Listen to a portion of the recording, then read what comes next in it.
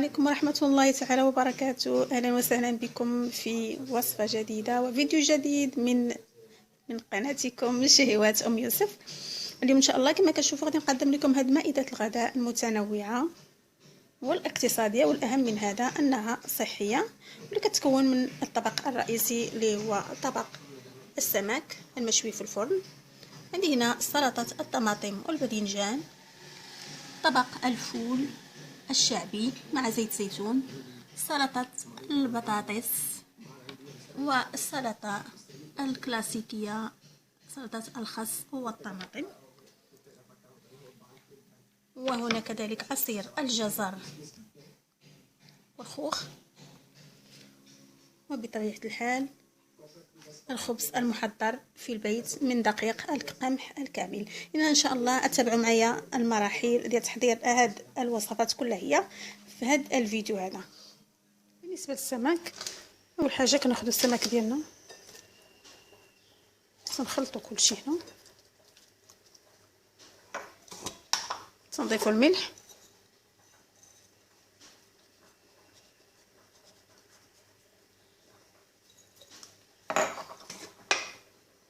الفلفل الأسود،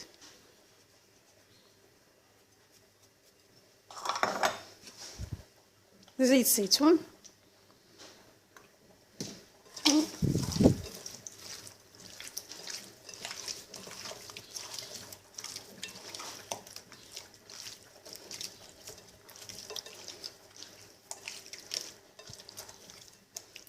تنخليوه يطقط واحد شويه،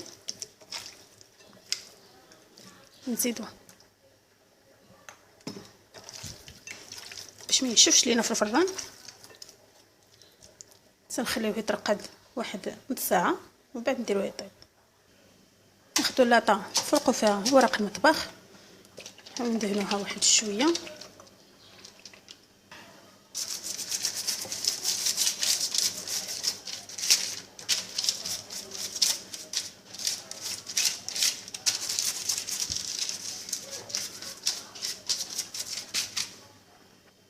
نبداو نستفو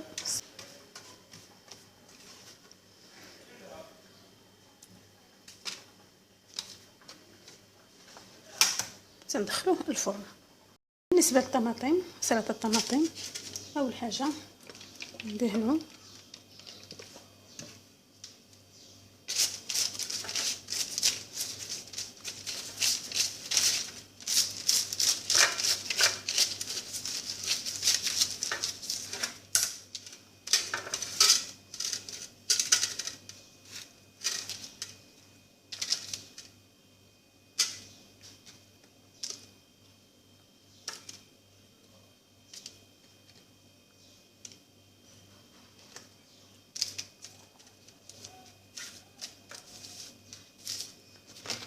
تنضيفو الباذنجان قطعناه على شكل طولي،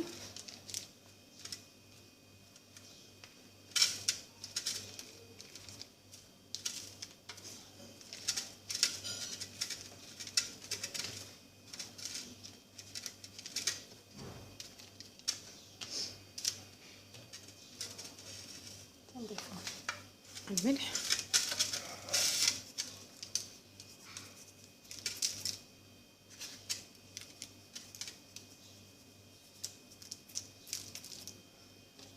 فلفل اسود،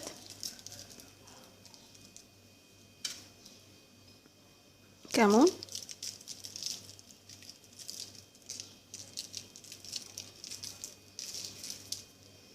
كنضيفو الثوم،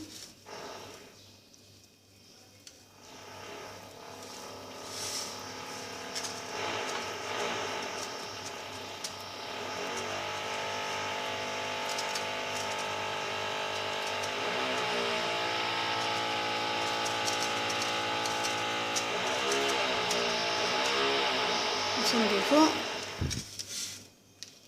البقدونس او المعدنوس،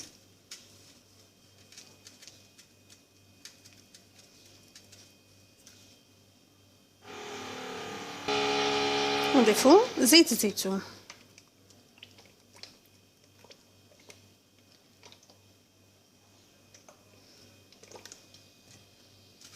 تدخل الى الرز. ناخذ بطاطس مسلوقه،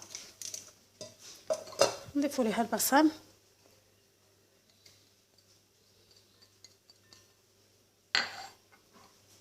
زيتون مقطع،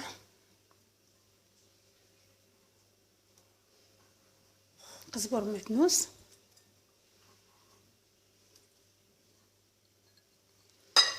قليل من الثوم او التونه،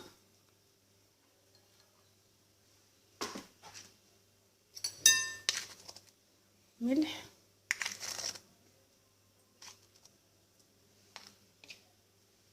فلفل اسود،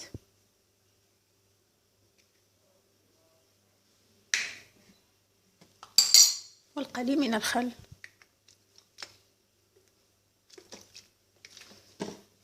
وزيت الزيتون، وندخلوها للثلاجه حتى تبرد ونحركوها. بالنسبه للطبق ديال الفول، كناخذوا الفول بعد ما غسلته كنضيف ليه شويه ديال الماء، والسر باش يجيكم هاد الفول لذيذ هو البصل. كنلوحو معاه واحد نصف بصله او بصله على حسب الكميه، كنضيفو القليل من الزيت الروميه صافي، وتنديروه يطيب. من بعد عاد كنزيدوا له التوابل. الفول بعد ما طاب مع هذيك البصله ها هو كما كتشوفوا درتو في الخلاط. غنزيد عليه دابا كميه من الملح حسب، غنزيد الكمون،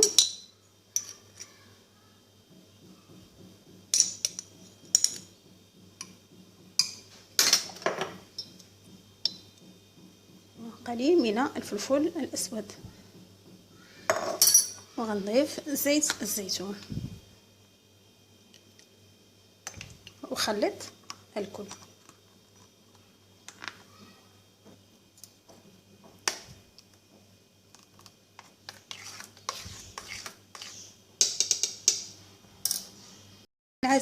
العصير الجزر، كناخد خوخ مقطع صغير مع الجزر،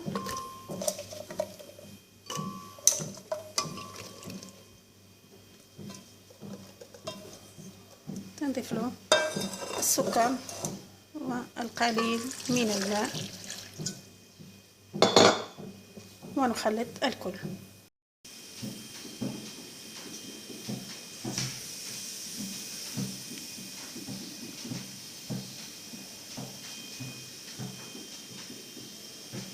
المائده ديالنا ها هي وجدات كما كتشوفوها. نتمنى ان شاء الله تنال الاعجاب ديالكم، ونتمنى نكون عطيتكم فكره على هاد الاطباق. هذه هي اطباق كلها هي شعبيه مغربيه محضه،